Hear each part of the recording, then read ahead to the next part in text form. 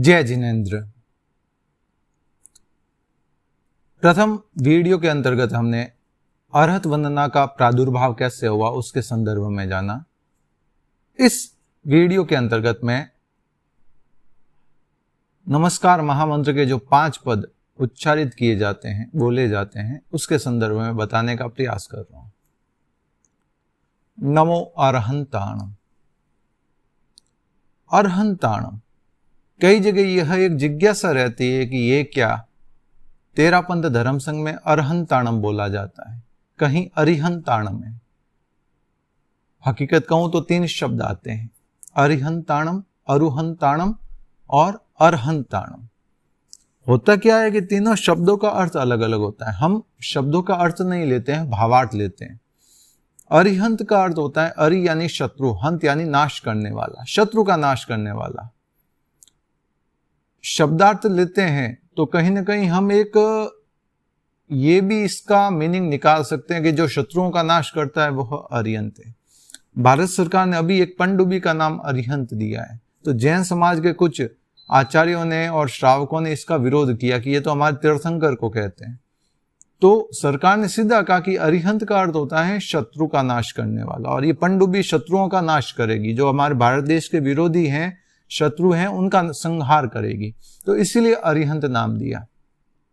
हम भावार्थ लेते हैं, कर्म रूपी शत्रुओं का नाश करने वाला, अरि आत्मा शत्रु, 4 गण घाती कर्म का नाश करने वाले जो हैं वे अरिहंत कहलाते हैं। हम भावार्थ लेते हैं, मगर शब्दार्थ ले तो शत्रु का नाश करने वाला हो जाएगा। दूसरा शब्द होता है अरुहंत। यह भी कई जगह उच्चारित किया जाता है। अरु यानी बीज, हंत यानी नाश, अर्थात जिसने जन्म मरण रूपी बीज का नाश कर दिया है उसे अरुहंत कहते हैं। और तीसरा शब्द होता है अरहंत। नमो अरहंताणम।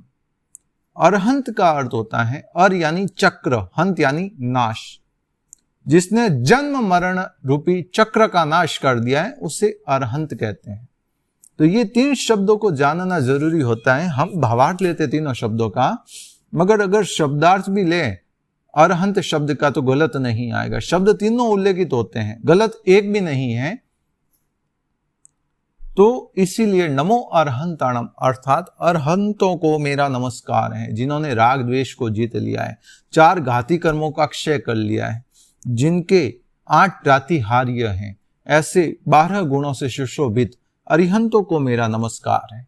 वर्तमान में सिमंद स्वामी हमारे अरिहंत हैं और वे महाविद्य क्षेत्र में विचरण कर रहे हैं। सिमंद स्वामी जैसे 20 तीर्थंकर वर्तमान में महाविद्य क्षेत्रों के अंतर्गत मौजूद हैं। जगन्य तीर्थंकर 20 होते हैं, कम से कम मिनिमम तीर्थंकर 20 एनी टाइम रहते हैं, और मैक्सिमम 170 होते हैं, 170 तीर्थंकर होते हैं। 170 तीर्थंकर भगवान अजितनाथ के समय थे, तब 170 तीर्थंकर थे। जितने क्षेत्र हैं उन सभी क्षेत्रों में तीर्थंकर उस समय अवतरित थे। दूसरा पद आता है नमो सिद्धाणम, अर्थात मैं सिद्धों को नमस्कार करता हूं। सिद्ध कौन है?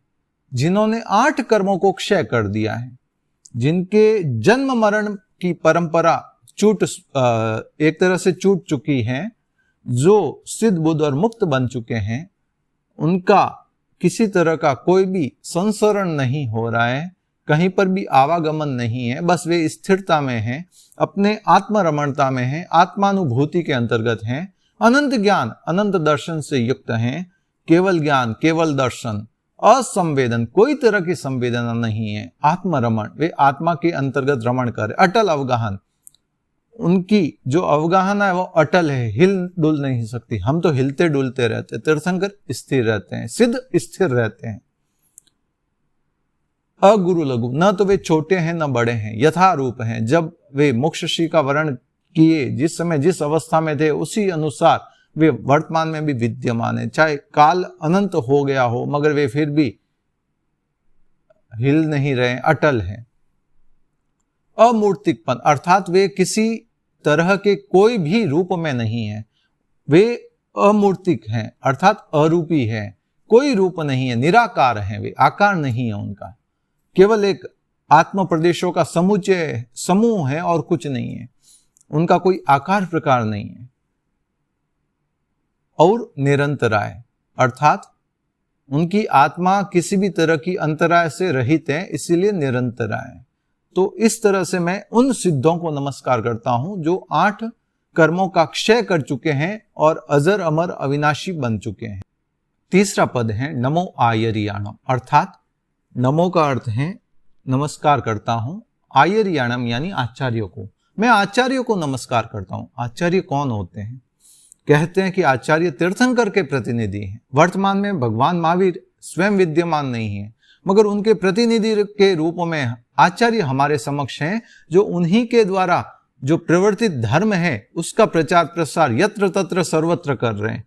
सभी जीवों को शासन रसिक बना रहे हैं।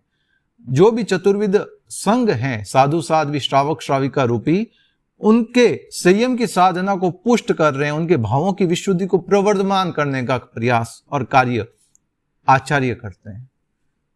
वर्तमान में तीर्थंकर तो नहीं है, मगर ये तीर्थंकर के प्रतिनिधि हैं और इनकी जो उत्कृष्ट मनोयोग के साथ भक्ति भावना करता है, उनके प्रति समर्पण रखता है, वह तीर्थंकर नाम गोत्र का उपार्जन कर सकता है। तो ऐसे होते हैं आचार्य। इनका विस्तार तो इतना है कि एक ही आचार्य टॉपिक के ऊपर मैं कई वेबिनार या वीडियो बना सकता हूं और बन सकते हैं, मगर संक्षिप्त के अंतर्गत जानने का हम प्रयास कर रहे हैं। चौथा पद आता है नमो उपाध्यायणम, अर्थात मैं उपाध्यायों को नमस्कार करता हूं। उपाध्याय कौन होते हैं? वे 25 गुणों के धारक हैं। 11 अंग 12 उपांगों के जानकार होते हैं। ये 23 गुण हो गए 23।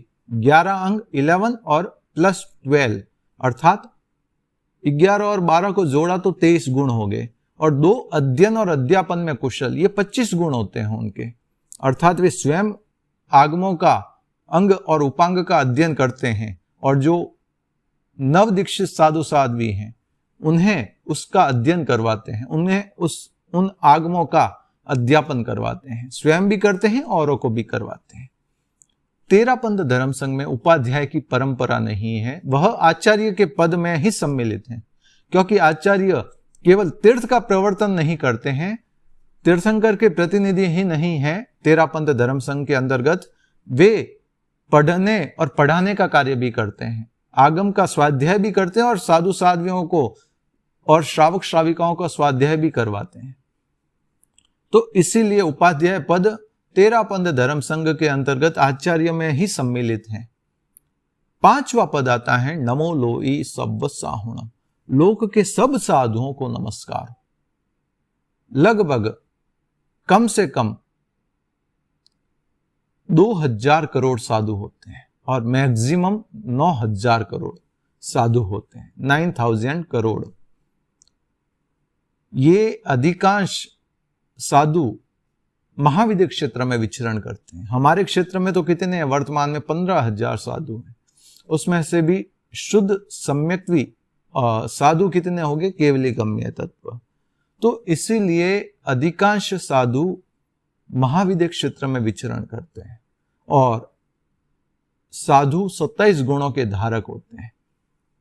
वे उत्कृष्ट संयम की साधना आराधना करते रहते हैं, समता की साधना करते रहते हैं, औरों को करवाते रहते हैं।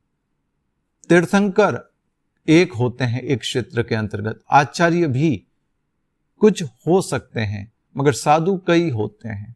तो सबसे ज्यादा संयम की साधना करने वाले और अन्य लोगों को करवाने वाले, श्रावक श्राविकाओं को तारने वाले कोई होते हैं तो वे साधु साध्वी होते हैं। पद 5वां है, मगर इन 4 पदों का आधार है, चाहे कोई तीर्थंकर हो, चाहे कोई सिद्ध हो, चाहे आचार्य हो या चाहे उपाध्याय हो, वो कभी न कभी साधु तो रहे ही है। इसीलिए एक तरह की नींव है। 5 पदों की नींव यदि कहने का प्रयास करें तो ये साधु का पद है, 5वां पद है। ये सभी पदों का आधार है।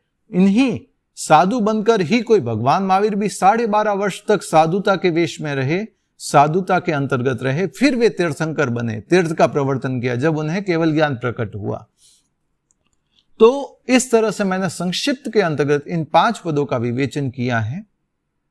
आपका साधर्मिक जैन नरेश चोपड़ा, बालोतरा, सूरत। मेरे सहयोगी जिनेश जैन, सुजल चोपड़ा।